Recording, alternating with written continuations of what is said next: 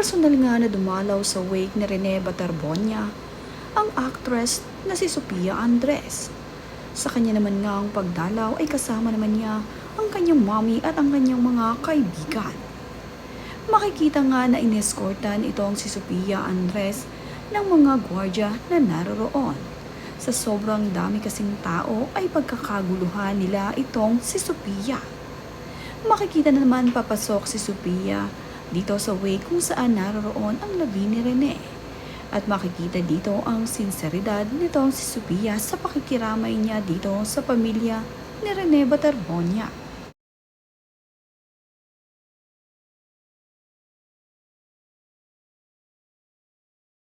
Pagdating nga niya dito sa wake ni Rene Baterbonia ay sobrang dami pa rin ng tao. Marami nga ang nakabantay dito upang hindi naman nga magkagulo dito sa wake ni Rene. At makikita nga na nandito itong si Sofia na humarap kung nasaan ang labi nitong si Rene at nagbigay pugay ito dito sa namayapang si Rene Baterbonia. Kasama din ni Sofia ang kanyang mommy dito.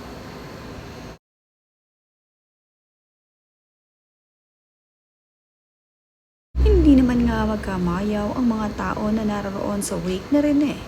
Dahil artista nga itong si Sofia, ay nakapalibot ang mga tao na naroroon na gustong makuhana ng litrato at video itong si Sofia Andres. Payapa at tahimik naman sa wake nitong si Rene Baterbonia dahil marami naman ang nakaabang na mga nagpabantay. At sa kanila namang pagpunta dito ay nakapagpa-picture itong mami ni Rene Baterbonia dito kay Sofia. At makikita nga ang nakangiti itong si Mommy Robilyn katabi itong si Sofia Andres. Ang kapwa basketball player ni Rene Baterbonia na si Scottie Thompson ay dumalaw din ng personal dito sa wake ni Rene Baterbonia. Bumiyahe nga rin patungong Agusan del Sur itong si Scottie. Nagkakagulo naman ang mga tao na gustong ma-interview itong si Scottie. Kitang-kita naman nga na papalibutan siya ng sobrang daming tao na naroroon sa wake ni Rene.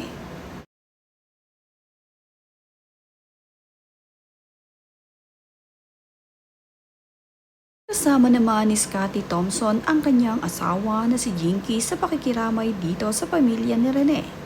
At makikita nga na nagpakuha din sila ng retrato kasama itong sina Sofia Andres. Sila nga ang nagkasabay sa pagpunta nila dito sa wake ni Rene Baterbonia. At ito nga ang si Coach Jess ang sumalubong sa kanya dito sa wake ni Rene Baterbonia dahil noong mga panahon na yon ay nagpapahinga ang pamilya ni Rene Baterbonia.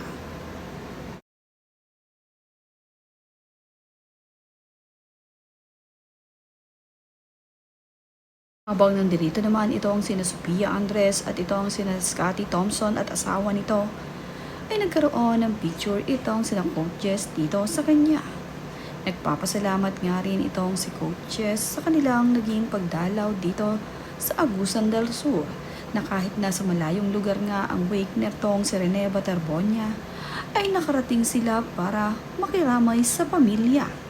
Pero ang si Scottie ay lumibot pa dito sa wake ni Rene at tinitingnan ang mga paraphernalia na mga naroroon.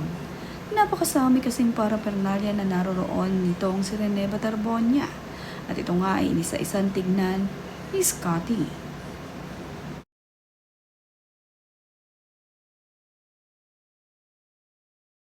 Nakasabay din ni na Sofia Andres Scottie ang ilan sa miyembro ng Ateneo Blue Eagles. Nagbigay pugay din sila dito kay Rene Baterbonia. At sa kahuli-hulihan ngang pagkakataon ay gusto nilang makasama at masilayan ang labi ng kanilang kaibigan na si Rene. Magkasabay naman nga ng flight itong sina Sofia Andres at ang mami niya. Kasama din nila sa flight ang mag-asawang Scottie at Jinky Thompson. Sila rin ang magkakasama na bumiyahe patungo dito sa Agusan del Sur.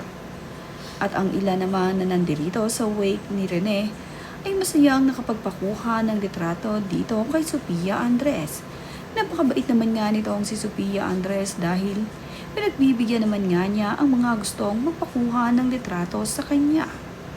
Nakakatuwa naman na sa mga ganitong pagkakataon na kahit na nagluluksa sila ay masaya sila para dito kay Rene dahil maraming nagmamahal sa kanya at nakabisita pa nga itong sina Sophia Andres sa kanyang wake. At hindi lamang sila ang mga naging bisita na pumunta dito dahil marami pang iba ang nagmamahal dito kay Rene Baterbonia ang dumalaw araw-araw.